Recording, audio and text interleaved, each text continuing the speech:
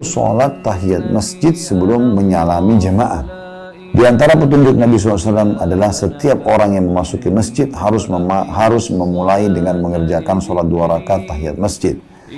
Setelah itu dia bisa menemui orang-orang dan menyalami mereka. Maka dari itu sholat tahiyat masjid dilakukan sebelum menyalami orang-orang yang ada di masjid. Sebab sholat adalah hak Allah Subhanahu wa Ta'ala dalam kurung yang bersifat non-materi.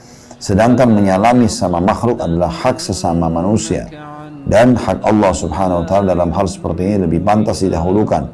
Termasuk sunnah Nabi SAW adalah orang masuk masjid tidak ngobrol dulu sama orang, tidak salaman dulu sama orang lain, tapi langsung menghadap kepada Allah Subhanahu wa Ta'ala. Sholat dulu. Selepas sholat baru kita melakukan aktivitas yang lainnya. Ya, ini yang penting sekali ya, kan ada orang pada saat masuk ngobrol dulu panjang lebar. Ya, sebenarnya bisa mengganggu orang lain yang sholat dan juga dia kehilangan sunnah ini. Oleh karena itu harusnya dikerjakan. Walaupun sholat tahiyat masjid adalah hukumnya sunnah secara hukum fikih ya, artinya Anda kerjakan dapat pahala, ditinggalkan tidak berdosa. Tapi itu adalah sunnah, ibadah yang dicontohkan oleh Nabi SAW.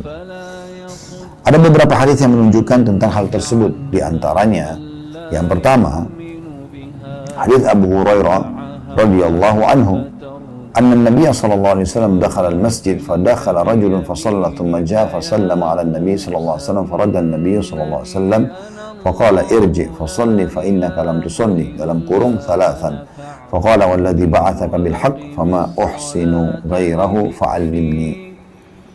Bahwasanya Abu Hurairah mengatakan Nabi SAW memasuki masjid, lalu masuk juga ke dalamnya seorang laki-laki yang langsung mengerjakan sholat. Selesai sholat, laki-laki tersebut menghampiri Nabi SAW kemudian menyalaminya.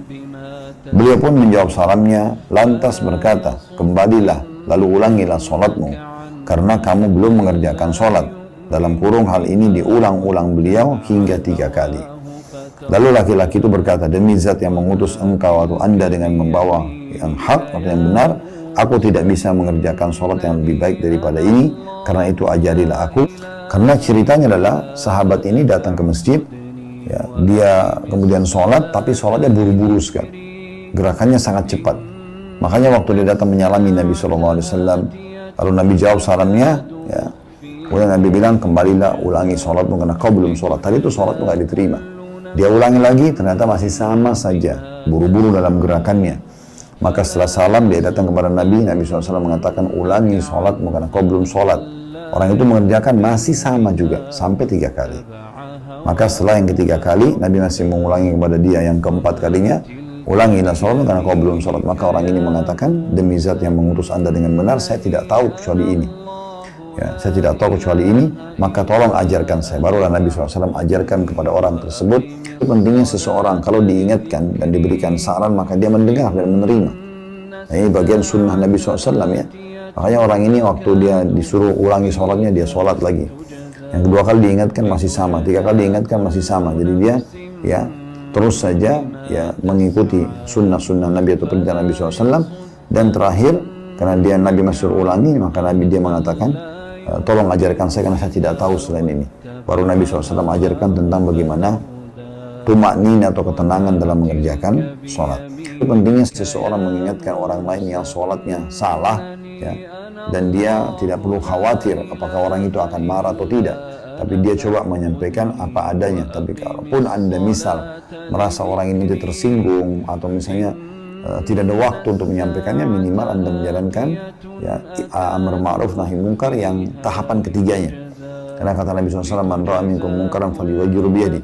Siapa yang lihat kemungkaran maka dia harus ubah dengan tangannya. Ya, ini yang pertama, tertinggi powernya, seperti pemerintah pada masyarakat, orang tua pada anak-anak, atasan pada bawahan ya. Kemudian fa in lam yastati' fa bilisan, kalau tidak mampu maka dengan lisannya nasihatin. Fa in lam yastati' fa biqalbihi, wa dzalika adhaful iman. Kalau dia tidak bisa, maka tahap yang terakhir ketiga adalah dengan hatinya, pungkiri, ya, dia mengatakan semoga Allah berikan hidayah misalnya, dan itu adalah selemah-lemah iman. Artinya dia di sini kalau melihat mudaratnya besar dalam mengingatkan orang itu, maka dia mengatakan semoga Allah berikan hidayah. Maka ini insya Allah akan membuat dia lepas tanggung jawab pada hari kiamat.